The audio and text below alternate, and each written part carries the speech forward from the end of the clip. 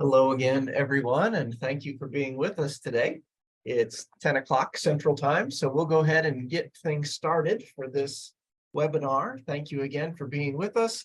It's exciting to see all the attendees joining us from various parts of the world, and we're excited today to have Dr. George Burba talk about a new approach to making evapotranspiration measurements and how we'll do that. So in this webinar, George will talk about eddy covariance measurements and how those can be used to measure evapotranspiration.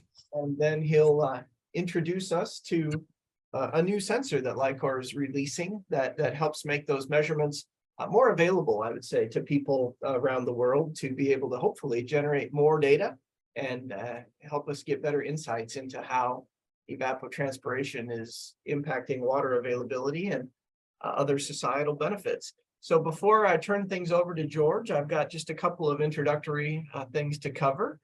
For starters, George is our presenter. He's a Science and Strategy Fellow at LI-COR and has a lot of experience in making eddy covariance measurements and how that measurement can be applied to solving real-world problems. My name is Bill Miller. I'll be the moderator today. I'm the product manager for eddy covariance systems at LI-COR and for leaf area index systems, and I'm glad to be here. And to help answer any questions that may come up during the presentation, we've got a few panelists with us as well. James Kathalankel and Jaihong Lee are both application scientists here at LI-COR. Both have their training and field experience in eddy covariance measurements. And we're also joined by Mackenzie Woodward, who's on our sales team. She's a technical sales representative, and she will also be able to help answer questions that you have. So speaking of those questions, when you do have things that you'd like to ask about, we'd like to have you click that Q&A button at the bottom of your screen.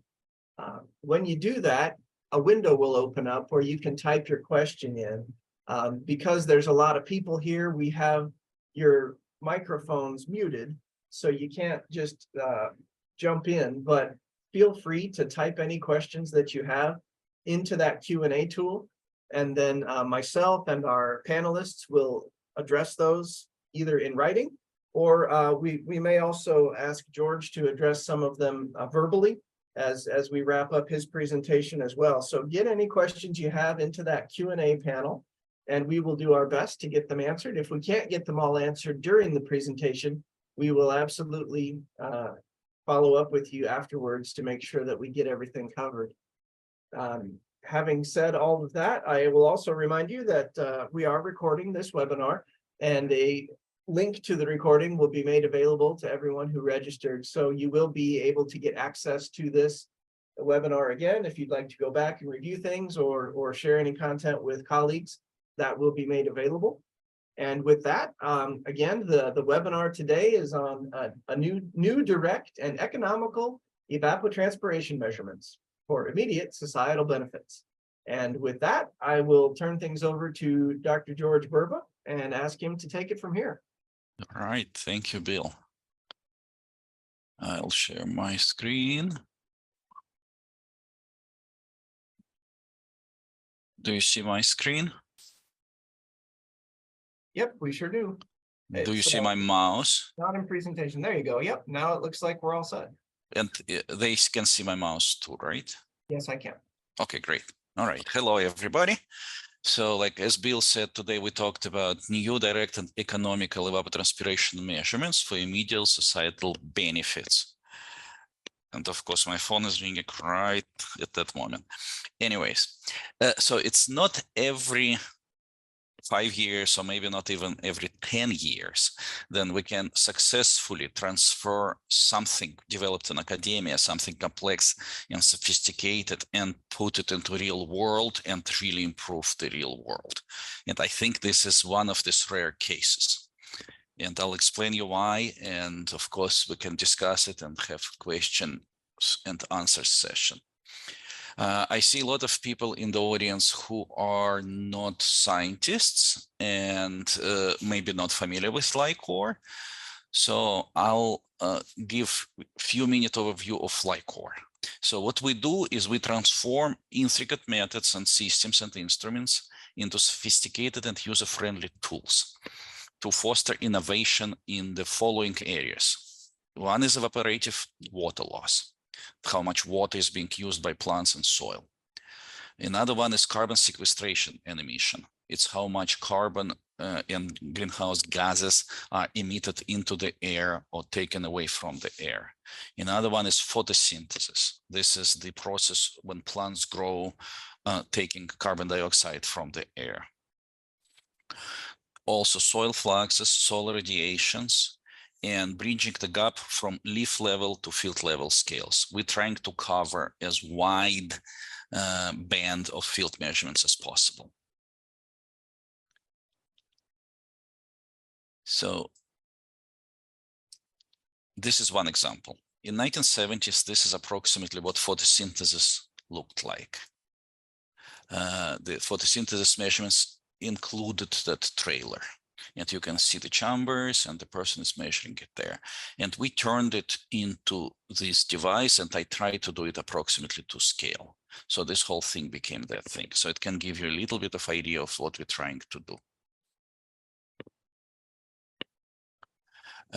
And this is what happened with gas flux and emission measurements. Again, let's take in 1970s, and even in early 90s, we had this type of setups when you had to have the whole trailer in with computers in it and gases in it and so on. And now it's a small, relatively small device sitting on the top of the station, which looks like a weather station. But in addition to weather, it gives you emission rates, evapotranspiration rates, and so on. And the processing of fluxes, because when you measure it, you collect them at very, very high rate, 10, 20, and sometimes 40 times a second. You have a lot of data and you have to process it. And the computing power is increasing every few years. And now, instead of the room full of computers or even your PC, everything is done on this small device, a few inches, like probably 3 by 4 inches large, and it's done on the station. And similarly, when you have to combine all of it and you have multitude of these measurement stations, now all of this complexity is, we try to make it automated and compact. And it looks like this, for example. This is for methane and CO2 and water and heat and radiation and soil. And all of those devices you can see on our Flux suite. It's a web tool where you can see multiple, like network of your stations, multiple stations with multiple measurements. We're very fortunate to have worldwide acceptance. Now our instrumentation is cited in peer-reviewed literature every 12 hours, and our specific instrumentation for flux measurements is cited almost every day. And major flux networks like NEON in United States and ICOS in Europe and OSFlux in Australia, they standardized on our analyzers and software. So why do we need directly measured evapotranspiration?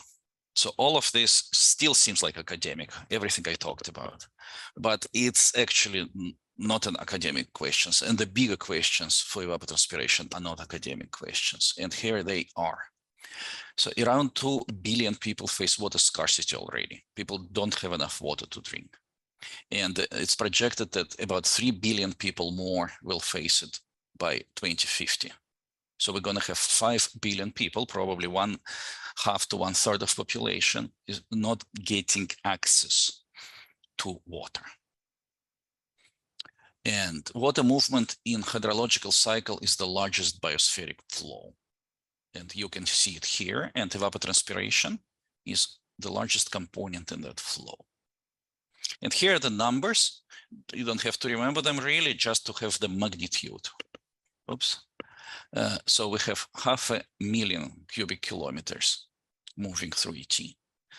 But to resolve all the problems, we only need to find 4,600 cubic kilometers, 500,000, 4,500. So that's what we need to solve the problem. However, it's not that easy, because if we want to save 5 to 10% of ET and solve that problem and keep that ET in the soil, groundwater, or fresh water, we could resolve this global water shortage. But if we want to save this, we have to change management to save this 5, 10%. And if you change management and you're saving 5 to 10%, how do you know that your management worked if you cannot measure it better than 5 to 10%?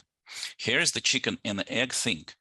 So far, the evapotranspiration was in when people would like to save water and keep it in the soil or rivers, and they try to change management, but the tools which are available to measure the effects of that management with this type of resolution, they're simply not available.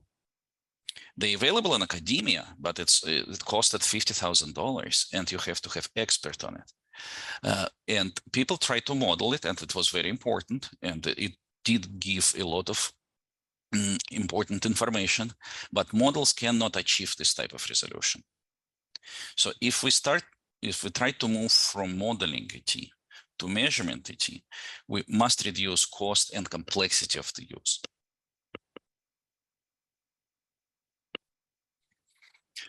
And that's just general schematic. It's one of the most used model. It's very good, well-established Penman-Manteith model, and you need the following inputs. You need sunlight measured with one device. You need soil heat flux measured with another device. You need air exchange, which you almost always have to model. Air dryness is measured with yet another device. Then you have plant physiological parameter here. I'm not going to go into what they do, but you have to model it and measure it and model it again after measurements. So it gets very complex. There is an engineering version of this model, but it's very approximate. And what you end up with, if you just look at the models, that you have to have crop coefficients. And they developed for some crops, but not for the other crops. They don't exist for mixed grasses, for example, or for many natural ecosystems, or genetically modified crops. It gets very difficult. So without crop coefficient, here's the example of that's equilibrium evapotranspiration. It's one of this multitude of modeled evapotranspirations. There is equilibrium, potential, reference, and so on. This is what model gives us. These are two sites. They located pretty close in northern Oklahoma. This is tallgrass prairie, and this is wheat. And of course, they're based on the sunlight and air dryness. One way or another, this model include this type of parameters, and they show you very similar expected evapotranspiration from this tallgrass prairie and from the wheat. But in reality, this is measured with scientific tools, with these expensive eddy covariance stations. In reality, they're not close at all. So the wheat starts very early in the year, and it's senescence and getting mature like much earlier than the tallgrass prairie. And tallgrass prairie has transition from different C3 and C4 and C3 species, and species change over the season. So how you will save 5% by managing tallgrass prairie or wheat if you're in this type of situation? So you really need to start thinking about much better tools. And here's the example of budgeting. It's just another example. Without site-specific crop coefficients, a lot of people simply rely on the modeled potential equilibrium ET. This is the red bars, when in reality, these are the blue and black are your actual water losses. So even with crop coefficient, if you drop it down, you're not going to be in 5 to 10% resolution, the one you need to at least know that your management worked. But with these devices, you can get to this type of resolution, but these devices were quite expensive. And the long-term, then the long-term budgeting, this cumulative budget basically showed the same thing. And you can see that actually closely located flux stations show you very similar results. It gives you the idea of how these direct measurements, what resolution they can give. So instead of being somewhere here and then dropping it with crop coefficient somewhere here, you're getting within few percent resolution on the ET. What's this eddy covariance I'm talking about here. Very, very quick for people who don't know that. So there are multiple methods where you can measure things escaping from the field or the forest or the wetland and so on. And you can divide them in turbulence-based methods. They based on actual transport of gas or energy or water into the air. The gradient-based methods, they based on the gradient and expected resistance and exchange. So there is some modeling here. And then models with field verification. So these methods on the left are typically the most direct because they literally look at how much entity travels up or down, but they're also most expensive. And then it's getting murkier, cheaper and murkier from this onward, even though models have their own very important niche because they let you extrapolate over the large areas. So that's still important to have. So the basics of eddy covariance is when wind goes over the surface, it meets different obstacles and it fumbles over these obstacles, and then turbulence is created. That's called shear. And another mechanism for turbulence to be created, wind comes over the surface and surface is much warmer, for example, and the warm air goes up and wind thumbles over these upward motions, and that's buoyancy. So you have two big mechanisms of creating turbulence, shear and buoyancy, and the turbulence is the one which moves most of the entities in the air up and down from the surface into the air in case of water. And for example, CO2 moves from the air into the plants during photosynthesis. But the mechanism how it moves is through turbulent exchange. The normal station, the academic station, can be very simple. This is an anemometer, tells you how much air moves up and down. This is an analyzer. It tells you how much water or CO2 or methane or something else is in this up and down motions. So it looks very much like weather station, except in addition to weather parameters, it gives you these emission rates and evapotranspiration rates. And then you see that upward motions carry more or less gas, downward motions carry more or less gas. So in a way, you're computing 5 molecules up, 3 down, 2 molecules up, 1 down. So you very, very directly measure that. Another good thing about this method is, oops, sorry, it's switching on itself. Another good thing about this method is when 3 molecules come over your field, this is your field, and the field doesn't add anything or doesn't remove anything from that gas or energy or water. You have 3 up, 3 down, 3 up, 3 down. So you know that field doesn't contribute anything to the flux, no matter what comes from far away. So you can actually see what your field is doing. But when the same situation now, your field contributes few molecules, for example, of gas to the flux, you will see the bias, 5 up, 3 down, 4 up, 2 down. And that's how, again, you see that, oh, my field is actually emitting gas or water vapor. So it's very, very direct way to measure these things. And remember this equation where you have so many variables. This is modeled evapotranspiration. It now turns into this equation. This is what we measure with the flux. What we need is vertical transport and water vapor content. Admittedly, this needs to be very, very highly resolved by the instrument at very high rate. So the instrument needs to be much more sophisticated than for this type of measurements. And same with vertical wind, that needs to be highly resolved and very, very fast. But now you only have to deal with these 2 things to measure. And people have been doing it in academia for a long time. So this is all past and previous locations of these flux stations across the globe. So in academia, it's not mystery. People have worked through the methodology of it. Long time ago, they settled on the instrument criteria. Long time ago, they set on the quality control criteria and so on and so forth. So it's pretty matured in academia. There are some discussions about exotic gases like ammonia or carbonyl sulfide. But for things like water and CO2, it's generally settled. And it's been like this settled for maybe at least 10 years by now.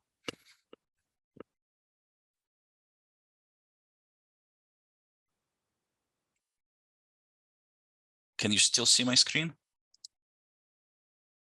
Yes, we can. It switched there from It's a doing slide something, to yeah. to just the kind of standard PowerPoint screen. Okay, but now you you're can see back it in the again, right? presentation. Yep. Some technical issues here. Okay, so what's happening now? So what I've shown before is all past and present, and this is what's happening now. There is at least 700 active stations operating now. These are the part of just one large network called FluxNet, and they almost in the monitoring type of mode. And after looking through all of this, it becomes clear that this technology, while still expensive, it's ready to get transferred from academic to practical applications, because method has been matured, standards have been established. There is whole network of the stations run around. So what we need to do is now to find a way how to move this into practical decision making and improve, in case of this presentation, improve how we can manage that water to reduce the future and present and future lack of water for growing population. These are just examples of where these things are deployed and how they are deployed. Is very flexible. So our analyzers are deployed in over 100 countries and in most of the major networks. And you can see here's Great Barrier Reef, for example, stations working, it's floating. This is irrigation site in mid-Nebraska. This is in Siberia, they're flying on the helicopter. This is in Berkeley, California, they're in the bed of the truck. So this equipment is generally ready to be used outside academia. And here we come to the 710. Something is very wrong here. So we come to the 710. It's new reduced cost direct ET sensor. So everything all the expertise and all the knowledge of LI-COR and all the communities from all of these numerous deployments, we put into this first simple, fully automated evapotranspiration sensor. And here what it looks like. And that's what it measures. It measures evapotranspiration. Or you can know it as water vapor flux or latent heat flux. Different communities know it under different names. It also measures sensible heat flux, the amount of heat going from surface into the air. It measures temperature, humidity, ambient pressure, derived variables like dew point, vapor pressure deficit, and so on. It outputs everything through very standard SD12 format, compatible with most weather stations and data loggers. The cost is 5 to 10 times below academic technology. The power consumption is reduced many times, many times below academic technology. Everything is fully automated. Everything's computed here. All the fluxes are computed. You no longer need to run it on your PC. And you can install it because it's very simple device now. You can install it on the pole or a stick in the field if you want. And it's designed to be used by a novice and not an expert. And currently we tested it in over 30 different places, including forests, wetlands, grasslands, bare fields, crops, and orchards. And yellow arrow points to this device being tested in this particular site. Now let's look at key functions of this new device. As I mentioned, it's simple.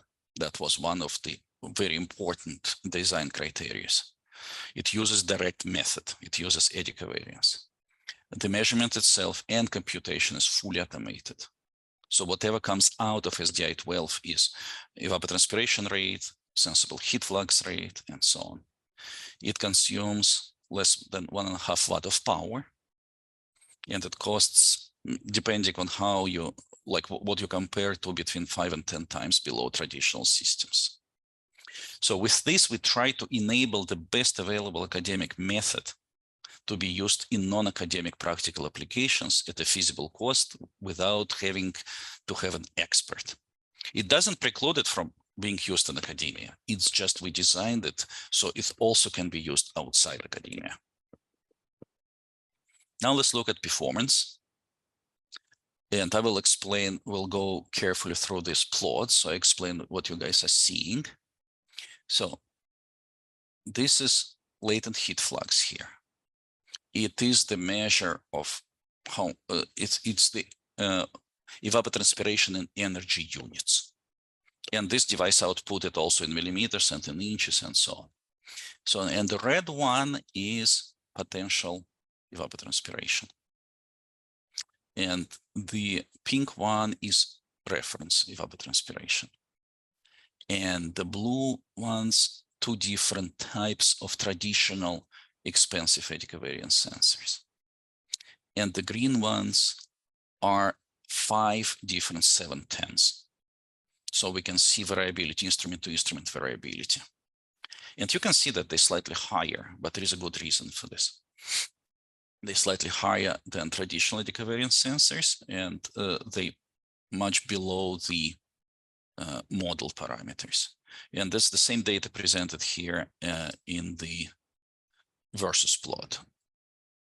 So this is traditional is on the X and 710 is on the Y.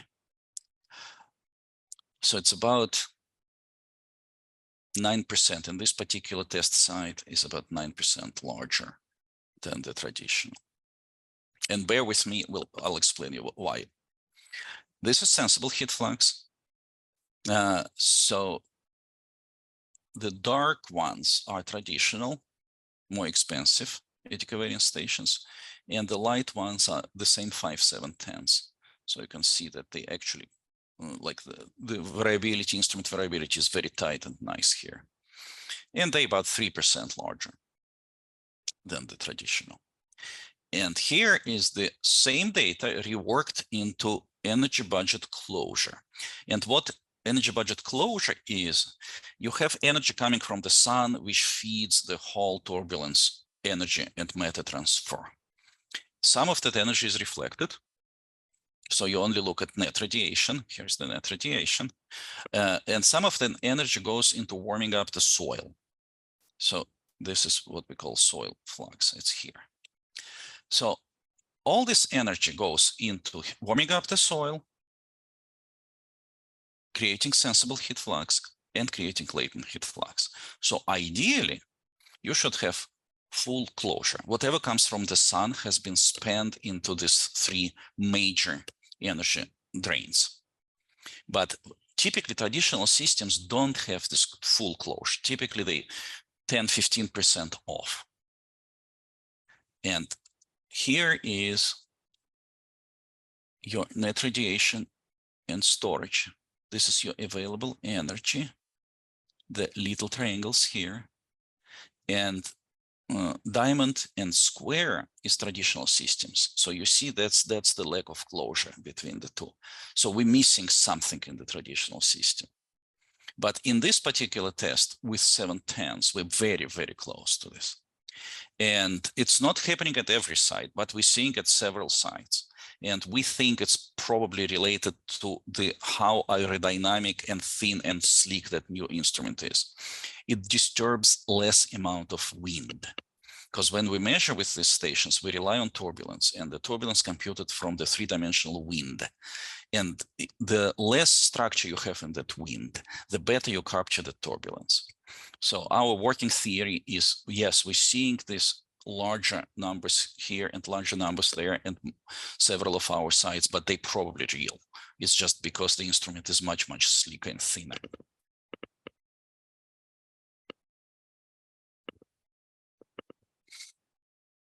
Now let's look at the daily performance. These are several different sites. This is dry light soybean in Nebraska, and this is infrared alpha, irrigated alfalfa in Utah. And again, I'm just giving the, for general background, I'm giving potential ET here. Potential ET would always be red, traditional methods would be blue, and 710 would be green. So you can see that 710 is slightly larger than traditional here, but way below potential. And in alpha-alpha, it's actually very similar. It's probably not statistically different. So depending on the site, sometimes we have this advantage of not disturbing the flow, and the other sites we might not have that advantage. But performance of this device, which is much cheaper, much simpler, is comparable, either comparable or better than the traditional one for evapotranspiration. Same data reworked into the cumulative budgets, and you can again see how well resolved these measurements are. So 5 different instruments, they come out very, very close. And this is against traditional open path device and traditional enclosed device, and this is against co-located device. So we have multiple traditional designs. In all of the cases, the new sensor either similar or better than the traditional. So to our big surprise, this device showed good performance, very good performance across multiple weather conditions in terms of 30-minute evapotranspiration, and excellent performance for evapotranspiration. We really, as scientists, we didn't expect such a good performance. It was a very pleasant surprise. It definitely outperformed modeled evapotranspirations when used without empirical crop coefficients.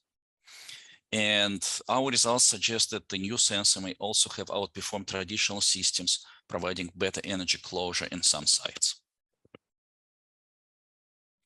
Now, what can we do with it new, which people haven't done before?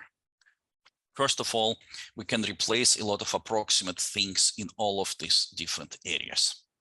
So in all of these areas I'm listing here, and there are more of those areas, people one way or another use evapotranspiration model, which probably at best gives them 20% error bar and realistically probably closer to 30% error bar. Our new device gives them probably 10% error bar at 30 minutes and close to single percentages at 24 hours. So we can considerably improve all of this. We can now look at management techniques for water management and see which one is actually better, and take advantage of that. And we can start doing things which haven't been done before at all. So this is concept came out of Parallel 41 network we developing with Water for Food Global Institute and University of Nebraska.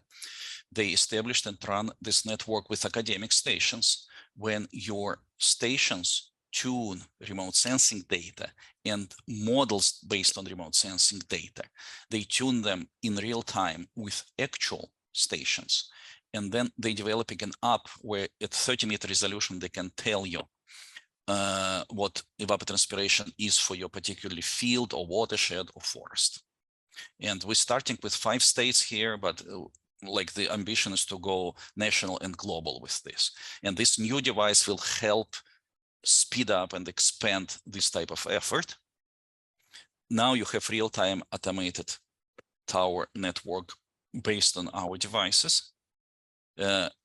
It's filled in with these low-cost devices, so your resolution goes much higher, much cheaper, and it can be done everywhere.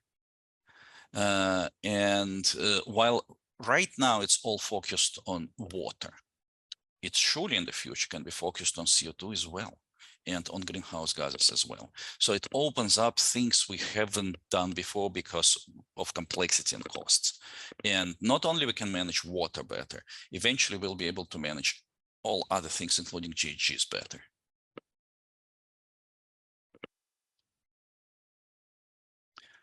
And then there is another aspect of the better water management, which is not exactly direct carbon part. So even without measuring carbon, with improved water management, you can reduce your carbon footprint. So a lot of the large portion of farmers over-irrigate by about 25 to 30%. roughly about 25%, because they rely through the crop coefficients and through the consulting and through everything, they rely on models, and they need to be on the safe side. So that would be typical of irrigation amount for a lot of farms. So if you reduce this by 25%, you not only reduce the amount of water you use by 25%, you reduce the amount of fuel or electricity you use, which has carbon footprint. You reduce the amount of amortization of the equipment, which also has its own carbon footprint. And suddenly, by reducing water by so much, you can also reduce your carbon footprint by so much. And in natural watersheds, retaining 5 to 10% more water in soil will help improve valuable ecosystem services, quantify these services, and these services have their unique carbon footprint of their own. So suddenly, just this one device can open so many different doors, not just in water, not just in irrigation, but also in carbon and carbon footprint.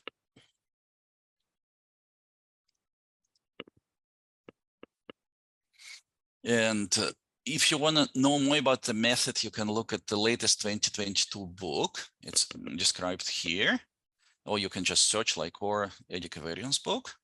It tells you in very simple terms what it is and how to use it.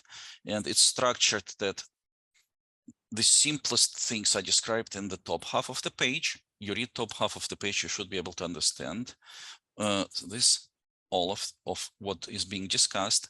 If you're interested in deeper understanding, you can read explanations in the next part of the page. And if you really want to dig deep into it scientifically, then you can look at the references.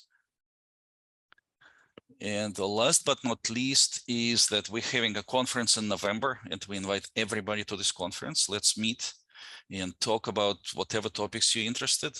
Water would be one of them, but there are of course other topics. And that will be near Atlanta, in a very nice place. And you can bring families as well. So please come. Thank you.